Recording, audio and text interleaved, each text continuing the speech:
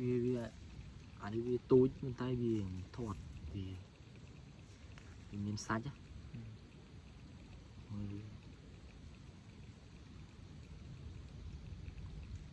chụp chưa lâu lên mà chọc chớ à